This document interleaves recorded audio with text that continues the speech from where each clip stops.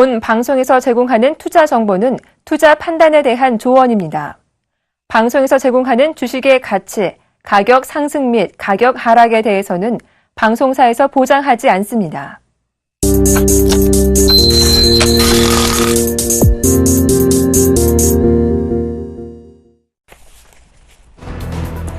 미국 연방준비제도 이사회 위원들이 지난달 통화정책회의에서 6월 금리 인상을 놓고 양쪽으로 의견이 나뉜 것으로 나타났습니다. 연준이 간밤 공개한 3월 FOMC 회의록에 따르면 몇몇 위원들은 경제지표와 전망을 근거로 6월 회의에서 금리 정상화를 시작해도 된다고 판단했습니다. 반면 다른 위원들은 저유가와 강달러 탓에 인플레이션이 압박을 받고 있다며 올해 말까지 금리 인상을 미뤄야 한다고 주장했습니다. 미국의 주간 석유 저장량이 예상을 크게 웃돌며 14년 만에 최대치를 기록했습니다. 미 에너지정보청은 지난주 석유 재고가 1,095만 배를 증가했다고 발표했습니다. 이는 애널리스트들의 전망치였던 325만 배럴 증가를 3배가량 웃도는 것이자 2001년 3월 이후 최대 증가세였습니다. 이에 유가는 급락했습니다. 뉴욕 상업거래소에서 5월 인도분 서부 텍사스산 원유 가격은 전날보다 배럴당 3.56달러, 6.6%나 급락한 50.41달러에 마쳤습니다. 미국 알루미늄 생산기업인 알코아의 1분기 실적이 예상을 소폭 웃돈 것으로 나타났습니다. 알코아는 1분기 주당 순이익이 주당 28센트를 기록했다고 발표했습니다. 전문가 예상치 주당 26센트를 웃돈 것이죠. 1분기 매출은 전년 같은 기간보다 7% 늘어난 58억 달러를 기록했습니다. 알코아는 또 올해 알루미늄 수요가 사상 최대치를 기록할 것이라고 전망했습니다. 그러나 알코아 주가는 시간 외에서 3% 넘게 밀렸습니다.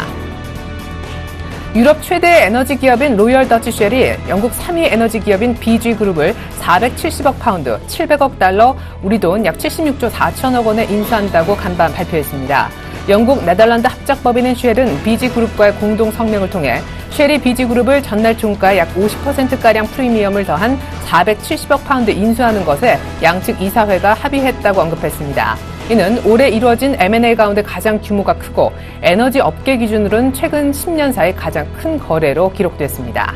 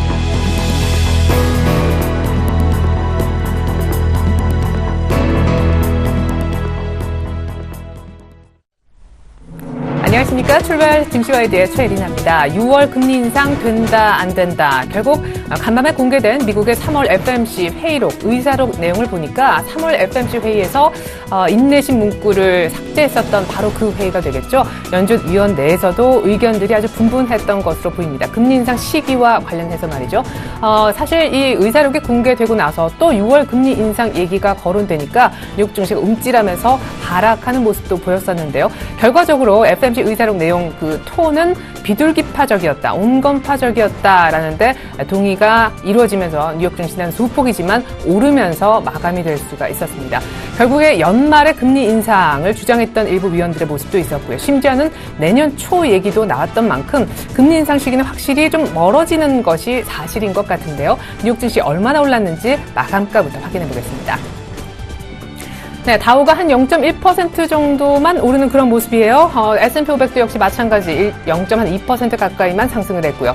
오히려 가장 많은 상승폭을 그렸던 것은 나스닥 정도로 보여집니다. 0.8%가량의 오름세를 보였습니다. 장중에 등락이 이어졌었고요. 전일에 약간 쉬어갔던 것을 감안해 볼 때 어제까지도 마감가 기준으로 지수는 좀 조용했다고 보는 것이 맞겠죠. 자, 이번에는 유럽이 되겠습니다. 간밤에 결국 M&A가 빅딜이 하나 성사가 됐지요. 성사 가능성이 하루 전에 공개가 됐었었는데 결국 로얄 더치 쉘이 영국의 천연가스 생산업체인 BG그룹을 결국 인수한 것으로 보여집니다. 엄청난 액수였었는데요. 에너지 업계에서 탑 10에 들 정도로 돈이 비싼 M&A가 성사가 됐음에도 불구하고 유럽 쪽은 밀렸습니다. 유럽 증시는 우리나라와는 많이 달리 에너지 기업들이 시가총액 상위주에 상당히 포진이 돼 있기 때문에 에너지주의 흐름이 상당히 종가를 결정짓는데 중요한 영향을 미치는데요. 그럼에도 불구하고 왜 빠졌을까요? 유가가 크게 밀렸기 때문입니다. 이어서 유가부터 확인해 보시죠. WTI가 간밤에 6% 이상이나 급락했습니다. 전일에 급등, 전전일에 또 한 번 급등을 했으니 망정이지 간밤에 6% 이상 급락하면서 WTI가 50불에 겨우 턱걸이를 하는 그런 모습이 나타났습니다. 결국 뻔하게 공급 과잉 우려 때문인데요. 사우디에서 지난 3월에 석유 생산량을 사상 최대로 많이 뽑아냈다는 뉴스가 들린 데 이어서 미국의 지난주 원유 재고가 보니까 예상보다 3배나 늘어났다는 결과가 나오면서 유가는 크게 밀릴 수밖에 없습니다. 자, 에너지주의 부진이 유럽 증시를 결국 마이너스로 마감시켰고요. 유럽 증시의 상승폭을 뉴욕 역시 갉아먹은 것으로 보여지는데요. 가장 중요한 것은 연준의 톤이 되겠죠. 금리 인상은 빠르지 않을 것이다. 조금 뒤에 저희가 이슈 측면에서 자세하게 들여다보도록 하겠습니다. 출발 증시 와일드 4월 9일 목요일 방송 지금부터 시작해보겠습니다.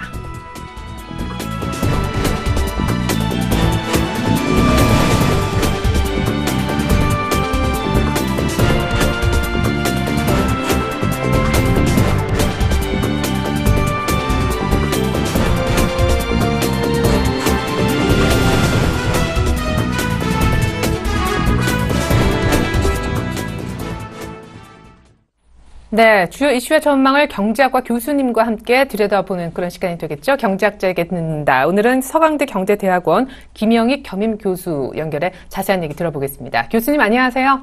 예, 안녕하십니까. 네, FMC 의사록이 공개가 됐는데 연준 위원들 사이의 의견이 3월 달에 분분했던 것으로 나타났더라고요. 6월 금리 인상설을 두고 의견이 많이 엇갈렸나 보더라고요. 예, 보는 분에 따라 가지고 의견이 전부 달랐던 것 같습니다. 일부 위원들께서는 현재 경제 데이터나 앞으로 경제 전망을 할 때 6월부터 금리 정상화를 해야 된다 이런 주장을 했었고요. 또 다른 분들은 최근에 에너지 가격 하락이나 달러 강세 때문에 물가가 많이 안정되고 있다. 연말까지 금리 인상을 미뤄야 된다. 어떤 분들은 또 2016년까지 금리 인상도 미뤄야 될 것 아니냐 이런 여러 가지 진단들이 나왔었습니다. 그런데 3월달 고용이 또 예상보다 크게 낮게 나왔지 않습니까? 그래서 이런 걸 보고 아마 금리 인상이 또 더 진행될 것인지 아닌가 이런 의견이 나오고 있는데요. 그런데 앞으로 이제 4월, 5월 고용 지표를 좀 봐야 될 것 같습니다. 작년에 월 평균 고용이 25만 명 늘어났는데요. 2000년 3월부터 고용이 늘어났었는데 월 평균 한 17만 명 정도 늘어났었어요. 근데 제가 보기에는 4월 이후로 17만 명 이상은 될 것 같습니다. 그래서 실업률이 지금 자연 실업률에 거의 근접하고 있기 때문에 저는 6월에 금리 인상 시그널이 부분적으로 나오고 아마 9월 달에는 금리를 인상할 수 있을 것이다. 이렇게 내다보고 있습니다. 예, 그래요. 6월은 확실히 어렵다는데 우리 교수님도 공감을 하시는 것 같고 사실 간밤에 고용 보고서가 그다지 큰 의미를 갖기 어려운 것이 고용지표의 극심한 부진이 지난번 3월 FMC 회의가 끝나고 나서 이루어지지 않았습니까? 근데 그 부진한 고용지표가 나오기 직전에도 이미 6월에 금리 인상이 되네 안 되네 얘기가 있었던 걸로 봤을 때는 교수님 비유이신 9월 금리 인상을 넘어서 연말 혹은 내년 초 가능성도 있을 수 있는 거죠. 예, 그렇기는 합니다만은 지금 물가를 보면 물가는 매우 안정적이죠. 네. 소비자 물가가 2% 되려면 상당히 멀었고요. 근데 다시 이제 고용 지표는 상당히 개선되고 있지 않습니까? 그래서 실업률을 미국이 자연 실업률이라고 추정을 하고 있는데요. 이 정도 실업률이 됐으면은 금리를 인상해도 된다 그러는데 이게 추정하는 방법에 약간 차이가 있습니다만은 보통 미국 경제학자들이 추정하기를 미국 자연 실업률이 5.2에서 5.4% 정도일 것이다. 근데 현재 실업률이 5.5% 하지 않습니까? 근데 앞으로 제가 추정해 보면은 매월 고용이 17만 명 정도 늘어나면은 올 하반기 실업률이 5.4% 이하로 떨어질 수가 있거든요. 그래서 물가는 안정됐지만 이런 실업률 같은 지표를 보면은 금리를 정상화할 시기도 되지 않았느냐 이렇게 생각합니다. 사실 정치하는 입장에서 지금 0% 금리를 이렇게 오랫동안 유지한 것은 저는 상당히 좀 부담스러울 거로 생각하고 있습니다. 그래요. 그야말로 금리의 정상화, 제로금리를 원수준으로 점진적으로 끌어올리는 시점은 이제 9월에 시작이 돼야 된다라는 의견, 특별히 실업률과 관련해서 뷰를 보여주셨습니다. 아닌 게 아니라 3월 FMC 의사록을 보니까 강달러에 대해서 연준 위원들도 걱정을 하고 있더라고요. 최근에 달러 강세가 좀 누그러지는 듯 했었는데 달러 인덱스 기준으로 살펴보면 다시 고용이 안 좋아지기 이전 수준으로 껑충 뛰면서 달러 강세가 다시금 시작이 되고 있던데요. 향후 달러 흐름은 어떻게 전망하세요? 네, 말씀하신 것처럼 이제 달러 강세 우려를 좀 하고 있죠. 미국 ISM 제조업 지수가 아직도 50 이상이지만 떨어지고 있지 않습니까? 그래서 미국 경제에서도 달러 약세가 미국 수출에 영향을 주고 있다. 이런 것을 공식적으로 언급하고 있습니다. 근데 당분간 저는 달러 강세가 좀 더 지속될 거라고 보고 있는데요. 올 하반기 이후로는 달러 강세가 멈추거나 또 방향 전환할 수도 있다고 보고 있습니다. 제가 그런 이유를 몇 가지로 말씀드리면요. 미국 경제 회복되고 있지만은 미국 경제 아직도 디플레 압력이 존재하고 있습니다. 미국 실질 GDP가 잠재 GDP보다 2% 정도 아래에 있고요. 제조업 경기 위축되고 있습니다. 그 다음에 국채 수익률이 어제 1.9%였지 않습니까? 이 국채 수익률에는 미래의 경제 성장률, 미래의 물가가 반영됐는데요. 국채 수익률이 이렇게 낮다는 것은 미국 경제 성장률이 아직 앞으로 둔화될 수 있다. 그리고 저는 미국 경제를 예측할 때 장단기 금리 차를 보고 있는데요. 장단기 금리 차가 최근 축소되고 있어요. 이건 앞으로 미국 경제 성장이 둔화되고 있다. 이렇게 좀 볼 수가 있겠고요. 그 다음에 중국 사람들이 그동안 미국으로 수출해가지고 미국 국채를 많이 사들였었거든요. 작년에 팔고 올해 통계 보니까 올해도 팔고 있습니다. 중국이 국채를 팔면은 아마 미 국채 수요가 줄어들면서 달러 약세도 좀 달러 강세도 주춤거릴 수 있다. 그렇게 볼 수가 있겠고요. 그 다음에 제가 지금 가장 단기적으로 보는 게 미국 주가입니다. 제가 추정하기로는 미국의 산업 생산, 고용지표, 그다음 소매 판매 이런 거를 추정해보면 미국 주가가 이런 경제 지표에서 25% 정도 앞서가고 있거든요. 저는 미국 주가가 가대평가됐다. 미국 주가가 조만간 조정을 보이고 주가가 조정 보이면 소비가 위축될 수밖에 없죠. 그렇게 되면 미국 경제 성장이 둔화되고 달러 강세도 새로운 방향을 찾아가는 시점이 올 하반기일 것이다. 이렇게 전망하고 있습니다. 예, 알겠습니다. 자, 환율 얘기를 연이어서 좀 해보겠는데요. 우리 N1 재정 환율이 걱정입니다. 오늘 아닌 게 아니라 금통위 얘기도 저희가 잠시 후에 나눠보겠지만 우리 외환 당국도 상당히 긴장한 눈초리가 역력해요. 지금 다시 한번 900원대도 얼마 전 위협할 뻔했었고 거의 7년 내 최저치까지 내려오지 않았습니까? 예, 그렇습니다. 어제 보니까 100엔당 원화 환율이 905엔까지 않습니까? 조만간 900엔대를 이어갈 것이다. 이런 진단이 나오는데요. 사실 900엔대가 깨진 것은 2008년 2월 29일이었었죠. 그 이후로 처음으로 이제 900엔대가 깨지냐 안 깨지냐 이런 문제가 있는데 저는 결론적으로 깨지리라 보고 있습니다. 우선 엔화 약세가 조금 더 진행될 거라고 보고 있습니다. 그 나라의 돈 가치는 누가 돈을 더 많이 푸느냐에 따라서 결정이 되는데요. 2008년 미국이 금융위기를 겪으면서 미국이 돈을 참 많이 풀었었습니다. 그래서 엔달러 환율이 122엔에서 2011년에는 77엔까지 떨어지거든요. 그래서 일본이 안 되겠다 싶어가지고 일본이 이제 돈을 더 풀고 있죠. 미국보다는요. 그래서 엔화 약세가 최근에 121엔까지 갔는데요.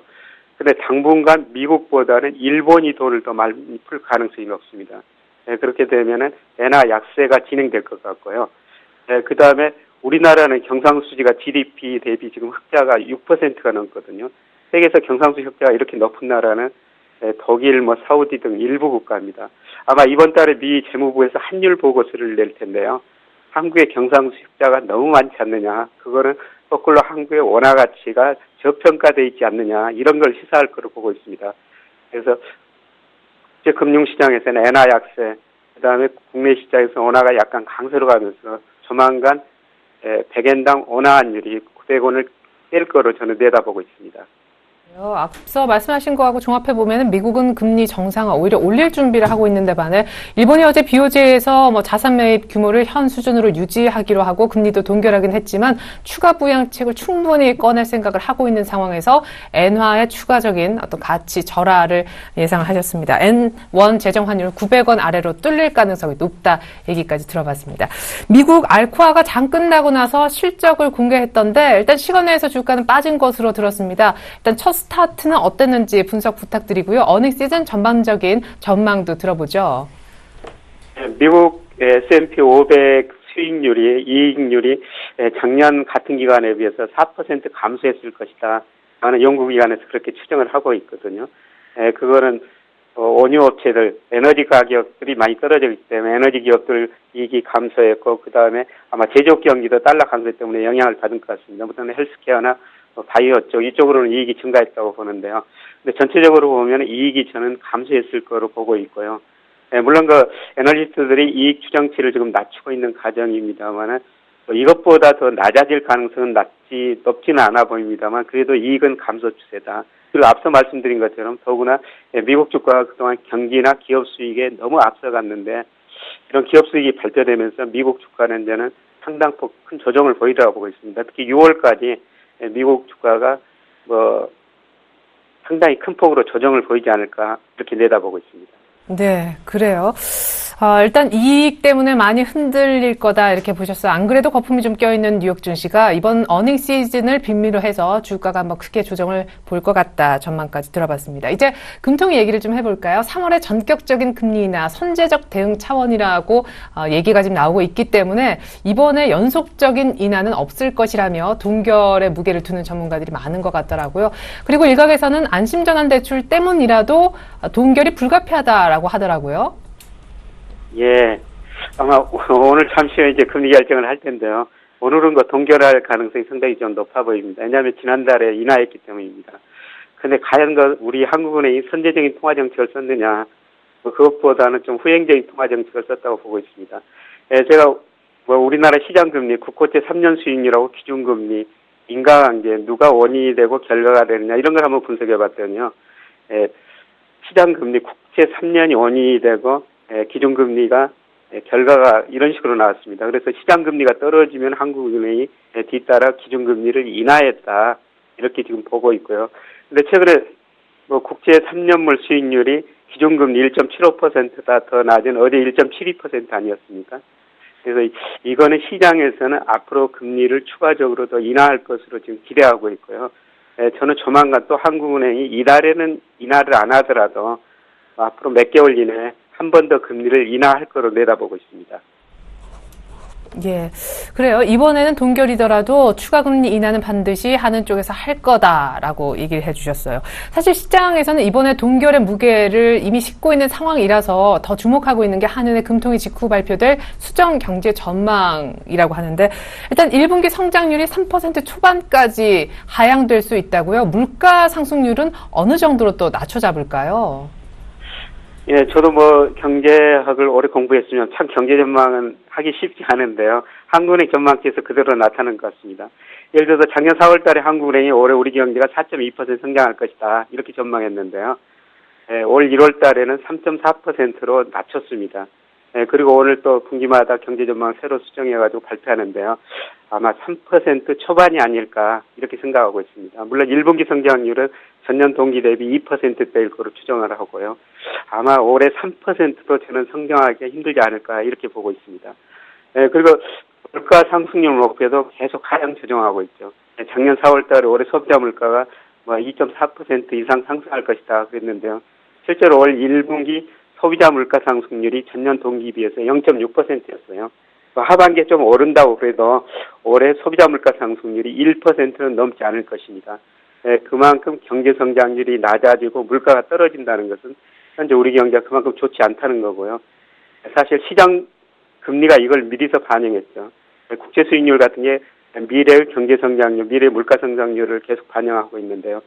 금리가 이렇게 낮아졌다는 건 앞으로 경제 성장률, 물가가 떨어질 것이다 이렇게 기대했는데 현실적으로 한국은행 전망에서도 나타난 것처럼 물가하고 경제 성장률이 계속 낮아지고 있습니다. 아마 오늘 얼마로 수정하는지 좀 관심 있게 지켜볼 필요가 있는데요. 경제 성장률은 3% 초반, 물가는 1% 안팎일 거로 저는 보고 있습니다. 그나마 담배값 인상 효과가 물가 상승률을 떠받치고 있는데 물가를 여기서 하느니 어느 정도 비율로 내릴지 성장률 하향 조정과 함께 지켜봐야 되겠습니다.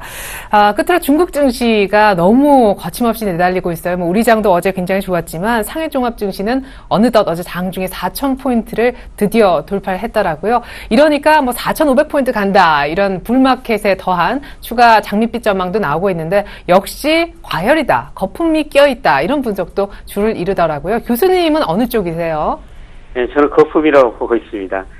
작년 1월 이후 주가가 거의 2배 올랐지 않습니까? 근데 중국 주가가 최근에 이렇게 오르는 것은 중국 경제 성장률이 많이 떨어지고 있어요. 올해 중국 정부가 7% 목표하고 있는데요. 저는 7% 성장하기 어렵다고 보고 있습니다. 아마 6%대로 떨어질 거로 보고 있습니다. 그래서 중국은 금리도 그동안 뭐 두 차례 인하하고 통화를 상당히 신축적으로 풀고 있지 않습니까? 그래서 거시경제 측면에서 주가가 올랐고 또 주가가 오르다 보니까 개인들이 지금 돈을 빌려가지고 많은 주식을 사고 있다고 그럽니다. 이거는 저는 위험한 신호라고 보고 있고요. 그 다음에 거시경제로 지표로 보면은 중국이 2008년, 2009년에 세계 경제가 마이너스 성장하는데도 9% 넘게 성장했었어요. 이제 투자 중심으로 성장했는데 문제는 지금 가잉 투자 문제가 발생하고 있다는 것이죠. 가잉 투자 해결해야 되거든요. 중국 기업들이 구조 조정을 해야 될 것 같습니다.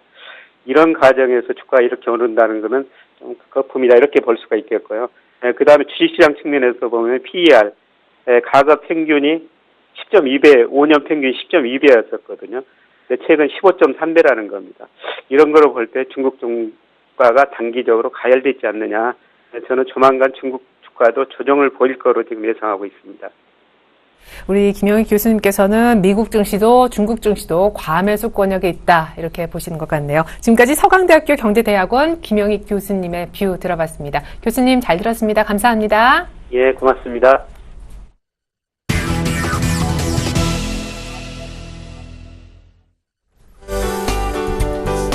시청자 여러분 안녕하십니까? 신문 읽어주는 남자 여영구 멘토입니다.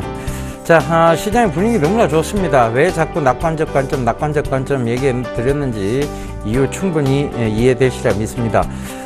제가요, 전년도에 아마 이 프로그램을 통해서, 그러니까 서울경제TV를 통해서 여러분들께 가장 강조드렸던 게 대세 상승장이 오기 위해서는 두 가지 전제 조건이 꼭 있어야 된다고 말씀드렸습니다. 코스닥 하락이 있어야 되고요. 그 다음에 중국 증시에 대폭 상승이 있어야 된다라고 말씀을 드렸는데요. 이 두 가지 전제 조건, 이 트리거 현상들이 나오기 시작하고 있습니다. 거기다 하나 더 트리거 현상이 좀 붙은 게 있죠. 바로 증권주의 약진입니다. 보통 대세 상승이 오기 전에 나타난 뚜렷한 트리거 현상 중에 보면 증권주들이 먼저 강한 상승세를 보입니다. 그 다음에 나타난 것이 이제 주도주군입니다. 그러니까 첫 번째 증권주의 약진이 있었고요. 코스닥 약진이 있었고, 그 다음에 중국 주식의 약진이 있습니다. 이 세 가지의 전제 조건이 모두 맞아 떨어졌고, 지금의 분위기로 보면, 우리 시장이 거침없이 이제 2100포인트를 향해 가는 것은 무리가 없는 의견처럼 보입니다. 그래서 이런 부분들을 좀 참고하시면서 지속적 낙관적 관점 유지를 좀 말씀드리도록 하겠습니다. 제가 시장이 안 좋아지면요, 자, 지금부터 리스크 관리해야 된다는 얘기를 꼭 좀 전해드릴 테니까요. 아직은 낙관적 관점 좀 유지하시기를 당부드리도록 하겠습니다. 자, 간밤에 주요 증시와 그리고 해외 주요 증시 좀 살펴보면서 먼저 얘기 이어가도록 하겠습니다. 자, 여기 애플워치가 좀 나오네요. 그죠? 애플워치가 나오는데 요거 일단 화면 좀 틀어놓고 얘기 이어가 보도록 할게요. 자, 일단 미국 지금 다우존스 지수라든가 나스닥 지수가 간밤에 소폭 좀 상승을 했습니다. 좀 크게 상승하다가요, 상승폭을 좀 내주고 말았는데 아마 어닝 쇼크에 대한 부분들, 그러니까 실적이 크게 미국도 지금 좋다고 볼 수는 없어요. 그래서 그 부분이 아마 반영된 것 같고, 사실은 FOMC 의사록이라든가 이런 부분들 보면 금리 인상 시기가 조금 더 늦춰질 거라는 낙관적 관점도 또 나오고 있습니다. 그래서 시장의 낙관적 관점, 그리고 좀 좋지 않은 지표, 이런 것들이 상존하면서 혼조세를 보이고 있지 않나, 그렇게 보여지죠. 자, 유럽으로 넘어가 보겠습니다. 유럽으로 넘어가 보니까 닥스라든가 프랑스의 까크, 영국의 FTSE 지수가 조금 하락을 했습니다. 건전한 조정이죠.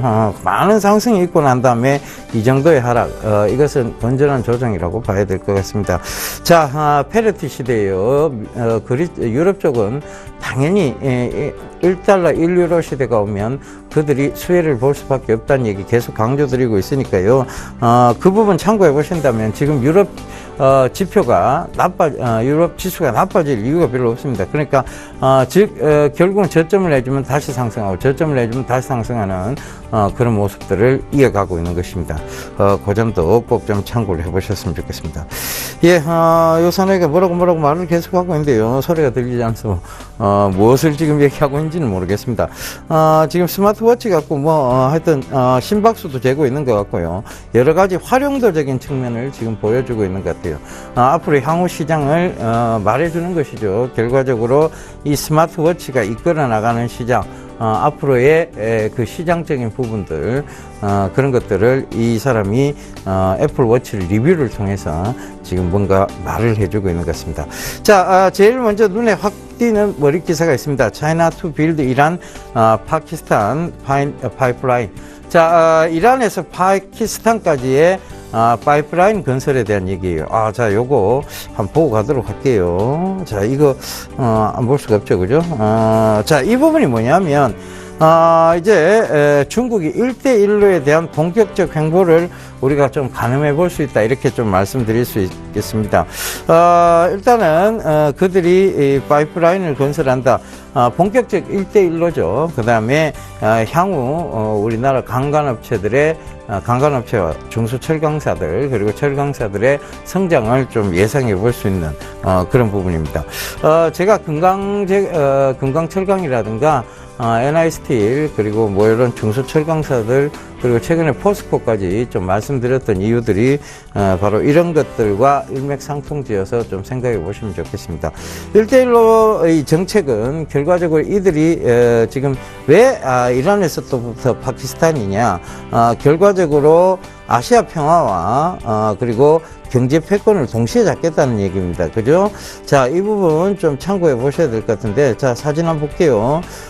사진 보게 되면, 근로자가 지금, 이란에, 국기가 있고요. 파키스탄에 국기가 있습니다. 그죠? 자, 그 국기가 있는 사이에서, 지금, 근로를 하고 있는데, 자, 이 얘기의 좀 핵심 포인트는 뭐냐면요. 지도가 이제 보이죠. 그죠? 중국에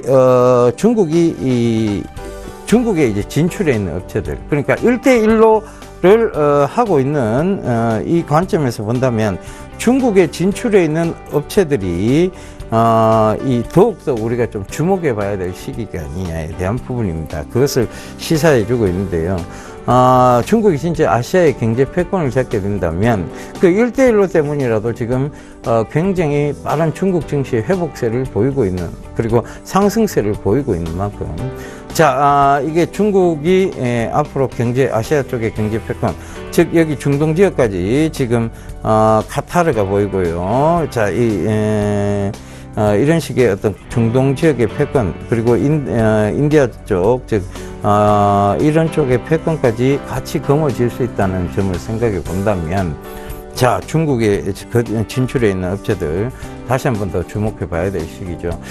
최근에 이제 중국에 진출해 있는 업체들 중에 두드러지게 약진을 보였던 섹터가 있습니다. 바로 제약 섹터인데, 그것도 이미 말씀을 한번 드렸죠. 그러니까 중국인들이 이 신문관계를 통해서 외신범을 짚어드리는 얘기예요. 중국인들이 일본에 가서 요코가 중국 춘절 때 요코가 일본에서 드럭을 싹쓸이해 갔다, 이런 얘기를 설명을 드리면서 가정 상비약에 대한 얘기를 드렸어요. 가정에서 일반적으로 쓰는 약품들. 그러니까 우리 가정에 가면 뭐 있습니까? 염색약 많죠, 그죠? 그 다음에 우리가 소화제, 그 다음에 안약, 이런 것들도 있고요. 그런 것들 있잖아요. 그죠? 근데 그런 거 살펴보시게 되면 안국약품, 소비콤, 안국약품 있잖아요. 눈 좋아진 약, 그 다음에 일양약품, 소화제, 그죠? 그리고 광동제약, 우황청심원, 이런 것들, 쌍화탕, 감기약 위주 있잖아요. 그죠? 그리고 동성제약, 증모제, 연모제. 자, 동성제약이 전일 가격 제한표까지 또 올랐습니다. 자, 자, 굉장히 강한 상승세를 보이고 있죠. 결과적으로는 중국에 진출해 있는 업체들 중에서의 뚜렷한 매수세 그런 것들이 보이고 있다는 것도 참고를 해보셨으면 좋겠습니다. 자, 그 동성제약은 예전에도 한번 강조를 드렸었는데요. 그게 충분히 조정이 들어오고 또다시 크게 상승세, 즉 동성제약이 뭐 중국 홈쇼핑 시장에 이미 진출해 있잖아요. 그죠? 그런 점도 참고를 해보셨으면 좋겠습니다. 자, 국내 최대의 경제 일간지 또 서울경제신문을 보면서 얘기 이어가도록 하겠습니다. 자, 오늘 제일 좀 눈에 띄는 기사들이 지금 그것부터 좀 빠르게 살펴보고 가도록 할게요. 자, 일단은 현대제철 하이스코어 합병에 대한 얘기를 먼저 좀 드려야 될 것 같습니다. 자, 요거죠. 자, 현대제철 하이스코어 합병, SSC, 즉, 스틸 서비스 센터입니다. 그죠? 그 SSC, 거기다가 강간 사업을 추가해서 매출 20조의 글로벌 철강사로 도약하겠다. 이 얘기입니다. 자, 합병을 통해, 이제 그 매출 20조 원의 거대 철강사로서의 도약을 꿈꾸고 있는데, 현대 하이스코어 해외 영업망을 적극 활용하겠다. 즉, 현대제철의 어떤 부족한 부분들을 현대 하이스코어를 통해서 해소해 보겠다. 이 얘기입니다. 경영 효율화 및 재무구조 개선 효과도 기대를 본다. 이 얘기인데, 자, 이거 조금 제가 전에 한번 합병에 대한 얘기를 이 신문 강좌에서 또 드린 적이 있어요. 그죠? 둘 다에게 어떤 시너지 효과는 나겠지만 현대 하이스코어 입장에서 보면 더욱더 큰 시너지 효과가 될 만한 내용이다. 그래서 현대 하이스코어, 근데 이게 합병 비율이 어떻게 될지 몰라요. 지금부터는 이 합병 비율이 어떻게 되는지 모르기 때문에 현대 하이스코어 쪽이 득이냐, 현대 제철 쪽이 득이냐, 그건 모르는 상황입니다. 그죠? 그런데 이 두 가지 다 모두 시너지 효과가 있기 때문에 그런 부분들을 참고해 보셨으면 좋겠습니다. 합병 시점은요, 7월 1일까지 아마 합병을 마무리할 계획으로 보여집니다. 그래서 지금의 입장에서 본다면 현대제철이 현대 하이스코어 모두에게 호재가 될 수 있습니다만, 특히 현대제철이 저평가되어 있기 때문에 더욱더 호재가 될 가능성이 높지 않느냐. 왜냐하면 이제 그 합병 비율이요, 어떻게 결정이 될지 그게 지금 아직 명확치 않기 때문에 그래요. 그죠? 그리고 이 현대 하이스코어의 차량 경량화 기술까지, 그 최근에 현대 EP라든가 좀 강하게 차량 경량화 종목군들이 올라오고 있거든요. 그 점도 참고해 보셨으면 좋겠습니다. 자, 다음 기사 바로 갈게요. 자, 국제 유가에 대한 부분입니다. 상승 하락 요인 얽히고 설켜 글로벌 유가 시계제로, 눈앞이 바로 안 보인다는 얘기입니다. 그죠? 바로 앞도 안 보인다는 얘기예요. 그러니까 사우디가 감산 논의할 수도 있다는 언급을 했다. 이것은 이제 국제 유가의 상승에 대한 부분이고요. 자, 지금 오늘도 국제 유가가 6% 가까이 빠졌는데요. WTI, 서부 텍사스선 중진유부터 시작해서 지금 두바이유 모두 조금 급락세를 좀 보이고 있습니다. 그런데 자, 이 부분이 왜 중요하냐면요. 지금 이제 안 보인다는 얘기예요. 여기서 급격한 변동은 없다는 얘기입니다. 그렇다고 해서 급격한 상승도 없다는 얘기예요. 그렇다면 지금 우리가 하나 놓치고 있는 게 뭐냐면 여기서 빠진 게 있어요. 예멘 사태가 하나 빠졌는데 아직 예멘은 전쟁 중입니다. 그들 반군하고 전쟁 중인데 그 부분이 어떻게 시장에서 비춰질지를 몰라요. 그러면 그 부분이 시장에서 비춰지게 된다면 또 국제유가의 급등적인 부분들을 오히려 국제유가가 다시 재반등한다는 쪽에 무게를 조금 더 실어야 될 것 같습니다. 그렇다면 지금 재반등한다라고 본다면 지금부터 항공주라든가 이런 것들은 리스크 관리 들어가야 된다고 분명히 제가 말씀을 드렸어요. 그죠? 그 이후로 항공주들이 조금 급락이 나오기 시작했는데 분명히 리스크 관리 지금이라도 생각해 보셔야 된다는 얘기. 반등 시 매도 전략이라는 거 다시 한번 강조 드리도록 하겠습니다. 자, 그 다음 바로 넘어가도록 할게요. 다음 기사. 바로, IT 완성차 46조 시장 주도권 싸움 가열, 이 얘기입니다. LG전자도 GM과 무인차를 만든답니다. 결국은 무인차 싸움이 이제 시작됐다는 거예요. 그럼 이 무인차 싸움의 첫 번째 싸움은 뭐냐면 바로 소프트웨어 시장입니다. 이 무인차를 이끌어 나갈 인베디드 소프트웨어 쪽이니까요. 여전히 인베디드 소프트웨어 쪽에 인포뱅크라든가 MDS 테크 쪽을 좀 주목을 해보셔야 됩니다. 그리고 이 무인차 시스템에서 필요한 것들, 그러니까 무인차가 되려면 여러 가지 차량 경량화도 또 관련이 있어요. 그죠? 전기차와도 관련이 있고. 결과적으로 이런 모든, 무인 시스템은, 이제, 소프트웨어 시장, 그리고, 차량 경량화 시장, 그리고, 전기차 시장에 영향을 미칠 것이라는 게 제 의견입니다. 그런 점들을 좀 참고해 보셔야 되겠는데요. LG가 벤처하고 구글, GM에도 개발 협력을 했다. LG가 이제 뒤늦게 뛰어들었지만 굉장히 빠른 행보를 보려고 그들도 이제 뭔가 주도권 쪽에서 뭔가 하나 삼성전자보다 나은 게 있어야 되겠다 이런 생각을 한 것 같아요. 그죠? 그래서 글로벌 기업의 합종 연행을 지금 본격화하고 있다. 자, 현대차 올 연말부터 에코스 무인 주행을 시행해 본다. 이런 얘기까지도 있고, 무인차 시대가 이제 본격화 좀 되고 있는 거 아니냐. 이 부분도 참고를 해 보셔야 될 것 같습니다. 자, 그 본격화 되기 전에 가장 먼저 튀어야 될 시장. 그게 뭐냐면, 바로 차량용 인베디드 소프트웨어 시장입니다. 최근에 이 차량용 인베디드 소프트웨어 관련, 그리고 결국은 이 무인차가 되려면 차가 뭐와 연결이 되어 있으냐면 통신과 연결이 되어 있어야 되고, 그죠? 그래서 이 차량용, 이 움직이는 이동용 제품들에 대한 바로 무인차, 무인 항공기에 대한 통신 네트워킹 시스템, 네트워킹 시스템과 관련된 주 이런 것들을 좀 보셔야 될 것 같습니다. 자, 그다음 기사 보고 가도록 할게요. 삼성페이 드디어 또 나옵니다. 삼성페이가요 마그네틱 방식이라서 다른 어떤 지금 애플페이나 이런 것들보다 기존의 결제기를 교체해야 되는 그 시장보다 더 빠르게 갈 것이다라는 게 일반적인 지금 해석들이 많습니다. 루프페이, 삼성이 인수한 회사죠. 이 루프페이가 가맹점이 1000만 개가 확보가 되어 있는 상황이에요. 그러면 이 NFC, 그 다음에 근거리 무선 통신과 MST 방식, 그러니까 마그네틱 방식이 모두 지원이 가능하다는 것은 결국은 삼성페이가 굉장히 편리하면서도 이미 보급화되어 있는, 이미 만들어져 있는 시장에 뛰어들어갔다. 그것은 결국은 발빠른 M&A를 통해서 이루어진 시장이기 때문에, 즉, 삼성이 어떤 이제 소프트웨어적, 이 핀테크 시장에서도, 충분히, 어떤 성장세를 이어나갈 수 있으리라. 저는 그렇게 보여집니다. 자, 오늘도 역시 신문 강좌를 드려야 되는데, 제가, 그건 잠시 뒤에 좀, 설명을 좀 드리고요. 강연에 있습니다. 이번 주말에요. 제가, 바로, 공덕역, 그러니까 공덕역 5번 출구 나오시면, 하나대2 공덕 지점이 있습니다. 거기에, 이번 주 토요일 날이죠. 오후 2시, 바로, 강연을 하고 있습니다. 강연을 할 예정입니다. 그러니까, 그 점 참고해 보시고요. 저희가, 좀 많이 오셔서 제가 앞으로 주도가 될, 이제 앞으로 향후 시장의 주도가 될 섹터들을 여러분들께 짚어드리도록 하겠습니다. 예, 오늘, 제가, 시간이 없어 빠르게 진행을 했는데요. 내일 조금 더 알찬 시간으로 여러분들 찾아뵙도록 하겠습니다. 지금까지 함께 해주셔서 대단히 감사합니다.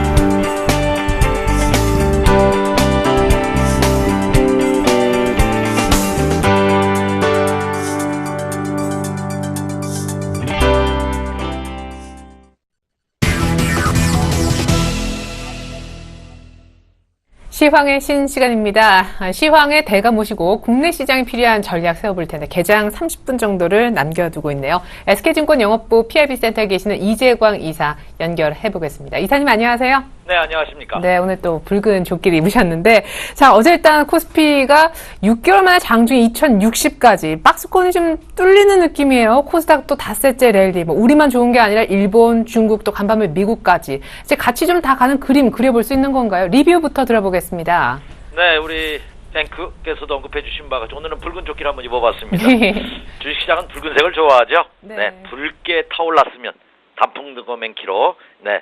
국내 주식시장도 완전히 시뻘겋게 붉게 타올랐으면 좋겠다 하는 느낌을 말씀을 드립니다.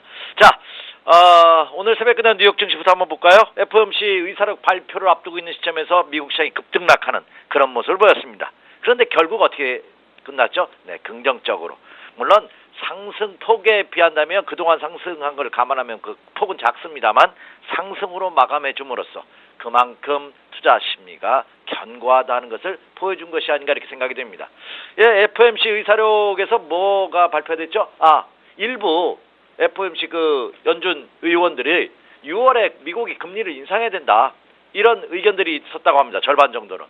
그래서 미국이 장중한테 크게 하락하는 급락을 보이기도 했습니다. 그런데 오후장 들어서 미국 시장이 다시 안정화된 가장 큰 이유는 이 의원들이 지난해 결정한 거기 때문에 최근 미국의 고용 동향이라든지 경제 지표가 악화일로를 겪고 있다는 사실을 간과한 것이다 하는 소식이 전해지면서 그래서 미국 금리는 6월달 인상은 어려운 것이 아니냐 하는 의견이 대두되면서 결국 미국은 상승으로 마감되는 그런 모습을 보였습니다. 그런데 여러분 이거 한번 우리가 되짚어 한번 생각해 볼까요? 미국 금리가 그렇죠. 인하를 하면 인상을 하지 않으면 증시에는 호재입니다. 그런데 반대로 생각해서 과거에 미국 금리가 인상을 해도 주가가 상승한 적이 있고 금리가 인하를 해도 오히려 하락한 적이 있어요. 그것은 뭐냐? 자, 아침 시간입니다만 제가 간단하게 설명을 드릴게요.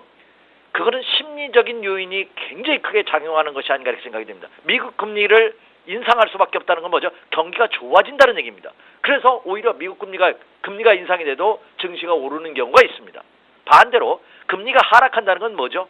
그만큼 유동성 시중에 자금이 많이 풀린다는 반증도 되지만 반대로 또 얘기하면 경기가 그만큼 안 좋다는 얘기입니다. 그래서 오히려 금리를 내렸음에도 불구하고 주식시장은 하락하는 경우도 많았습니다. 그럼 결국 지금장은 금리를 인상하던 안 하던 간에 증시에 호재로 작용한다는 거죠. 그만큼 이미 미국 시장도 추가 상승에 대한 아주 강렬한 열망을 가지고 있다는 점입니다. 자, 그리고 미국뿐만 아니라 일본과 그렇죠? 중국도 어떻습니까? 중국 상해종합지수 대망의 4,000포인트 2008년 이후 7년 만에 장중 4,000포인트를 돌파하는 그런 모습을 보였다는 점이죠. 일본은 니케이 225 지수가 19,700 거의 2만 포인트에 근접하는 2000년 이후 15년 만에 신고가입니다. 이런 현상이 전 세계적으로 나타나고 있다는 것은 굉장히 긍정적이다. 따라서 국내 시장도 어제 장중에 2060포인트를 돌파했다가 결국은 2059포인트로 마감됐습니다만 국내 시장도 다 1차 목표치로 제가 제시해드렸던 2100포인트를 향한 순항은 지속될 가능성이 높다. 그래서 전일장의 모습으로 본다면 충분히 추가 상승의 가능성은 한층 더 높여지고 있다. 이렇게 말씀을 드립니다.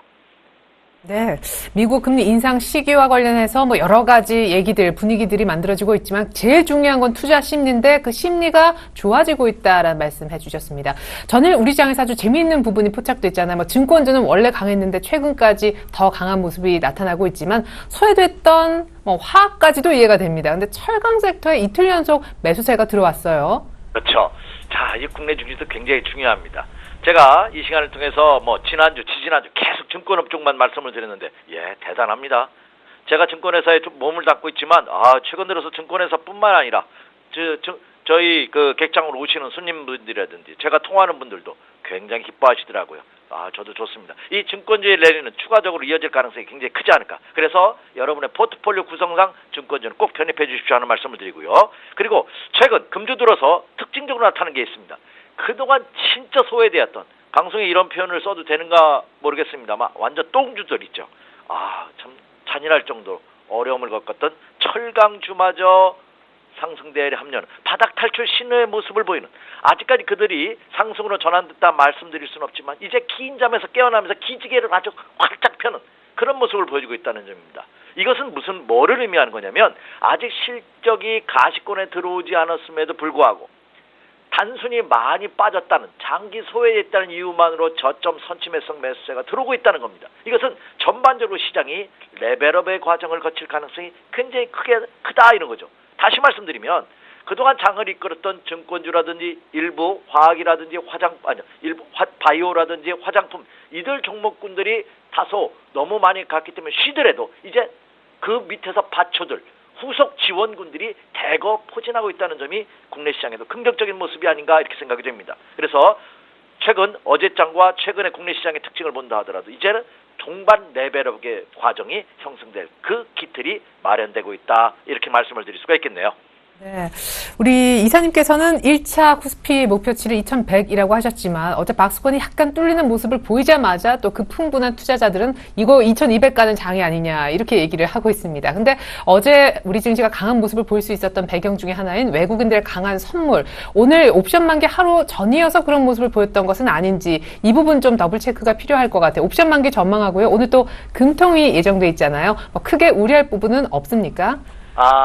금통위에서 참 그것도 말씀드렸다시피 설사 네. 오늘 금통위가 열립니다. 많은 전문가들이 지금 이번 달에는 금리 인하의 가능성이 적다고 예상을 하고 있습니다.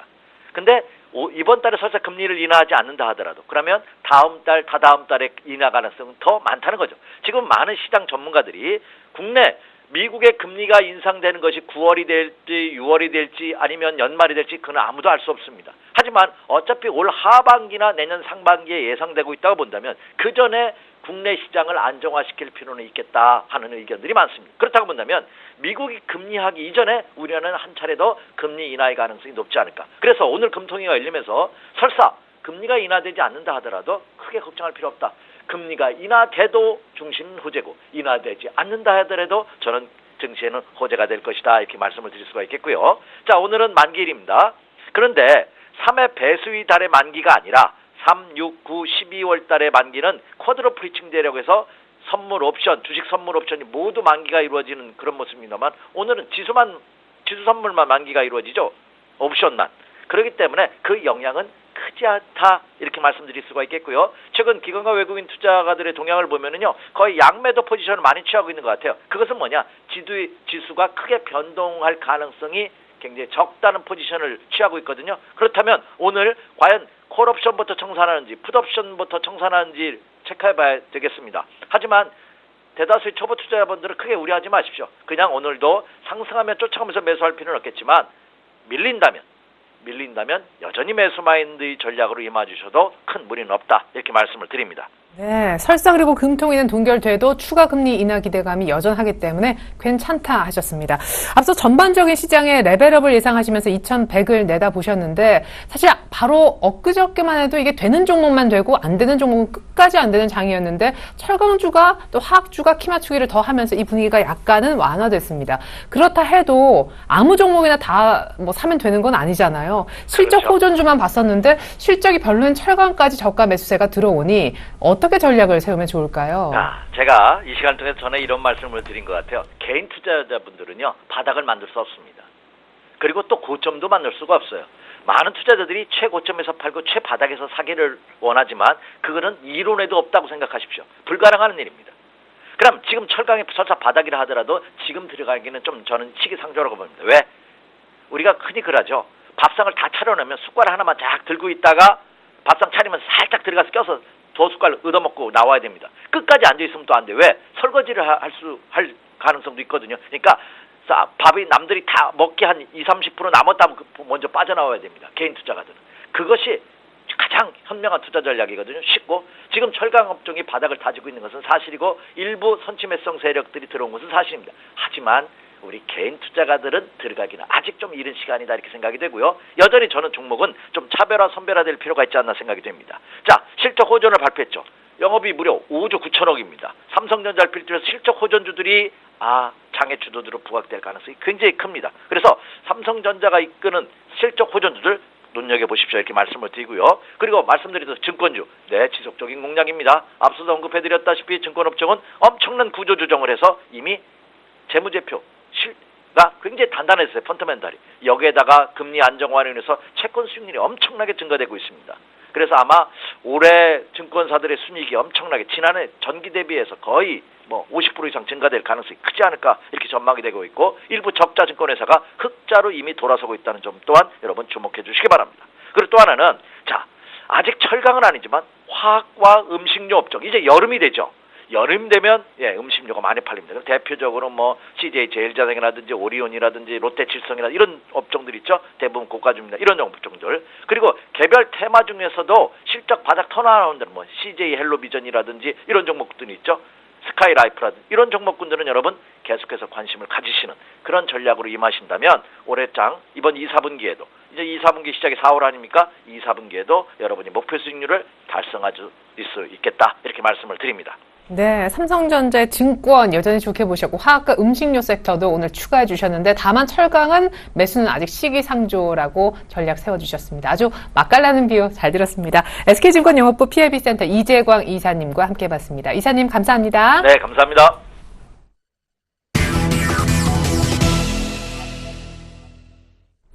이드콜 상한가 팩토리 시즌2 시작해보겠습니다. 여의도에 있는 샘플러스 이드콜 멘토 만나보죠. 안녕하세요. 반갑습니다. 네, 드디어 4년, 길게는 5년 박스권에 상단이 뚫렸어요. 어제 경기민감 대형주가 크게 움직여준 덕분이기도 한데 코스닥은 닷새째 랠리를 보였지만 약간 피곤한 듯도 하더라고요. 일단 시장 뷰부터 전해주시죠. 이거 2100 가는 장 맞는지요? 네, 일단 어제 같은 경우에도 5일선을 유지하고 있던 상황에서 상당히 좀 그제의 음봉을 감싸는 그런 패턴의 모습들이 좀 나와줬죠.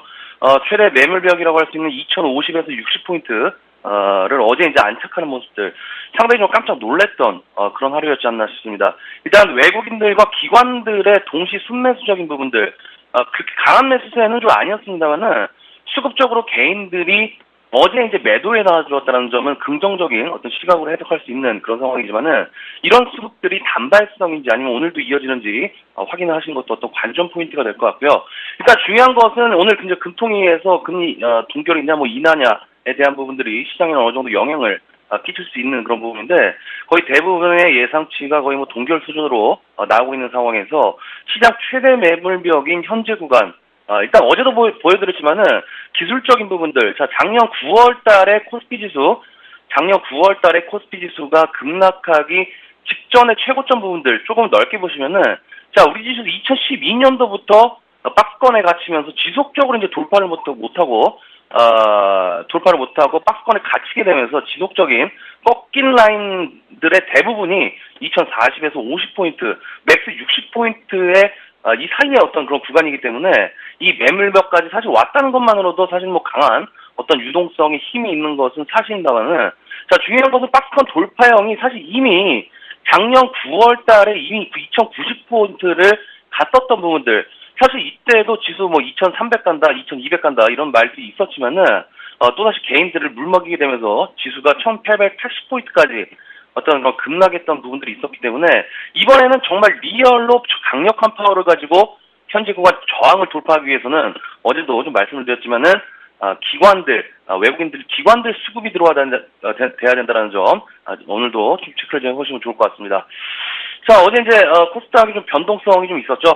코스닥이 변동성이 조금 있었는데 어제 이제 양 지수대를 좀 말씀을 드릴 때 공통점을 좀 말씀드렸었죠. 5일선 이탈되지 않는 범위 내에서는 지속적인 종목별 트레이딩이다라고 좀 말씀을 드렸는데, 어제 이제 0.6%까지 하락을 했지만은 5일선은 또 정확하게 지지를 하면서 아랫골이 영망치형의 그런 모습들.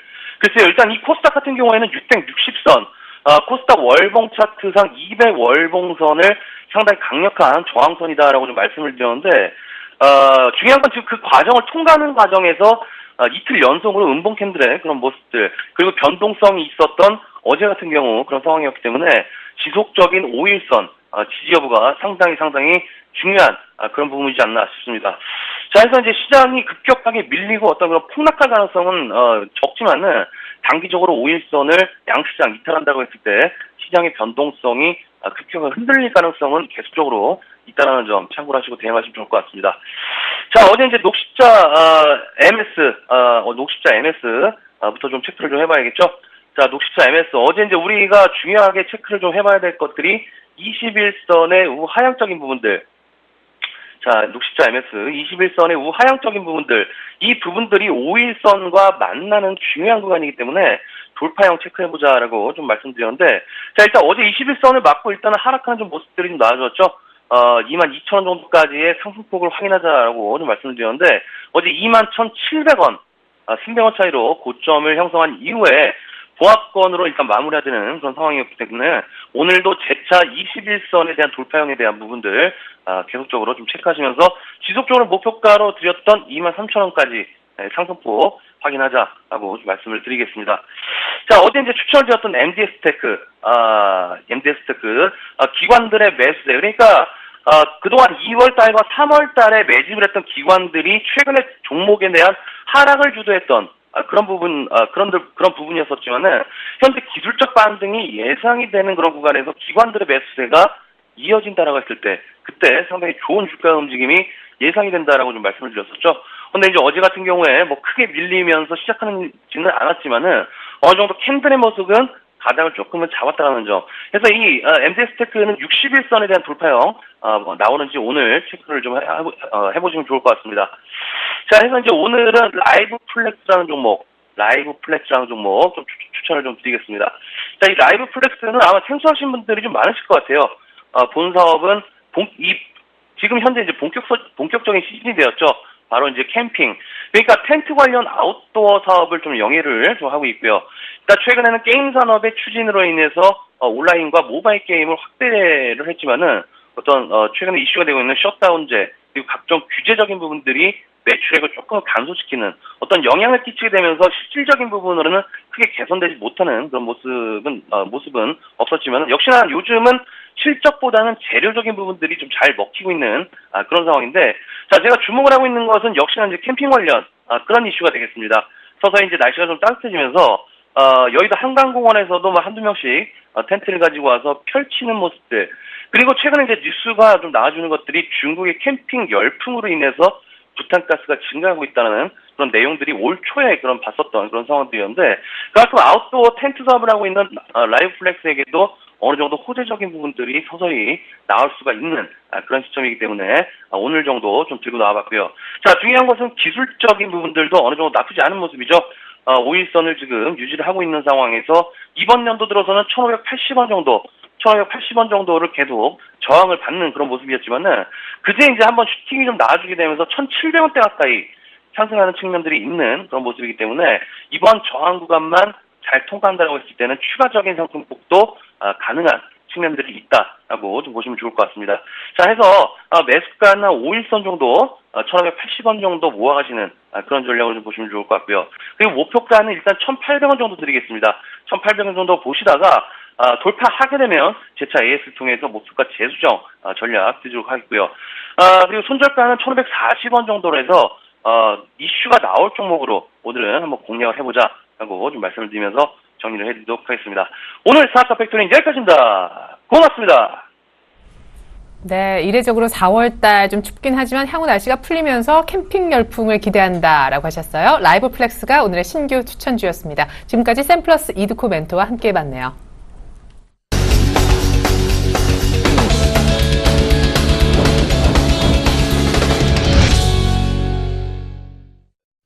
네, 간밤 미국의 3월 FMC 의사록이 공개됐습니다. 공개 직후 뉴욕 증시가 약간 흔들렸지만 결국 소폭이지만 오름세로 장이 끝이 났는데요. 고용지표가 부진하게 나오기 직전에 이루어진 회의에서 이미 6월 금리를 올리네 마네 의견이 분분했었고 이후에 고용지표마저 꺾였기 때문에 결국 금리 인상은 상당히 늦게 시행이 되겠구나라며 안도해 올라온 감이 없지 않아 있습니다. 그렇지만 유가가 간밤에 공급 과잉 우려로 급락하면서 에너지주가 대형 M&A 재료가 떴음에도 불구하고 부진하게 나오자 상승폭은 제한되는 그런 모습이었는데요. 오늘 우리 장은 옵션 만기 그리고 금통위 변수를 동시에 안고 소화를 해야 됩니다. 어제 흐름이 상당히 좋았는데 오늘 추가 상승할 수 있을런지요. 잠시 후 2부에서 다시 인사드리겠습니다. 고맙습니다.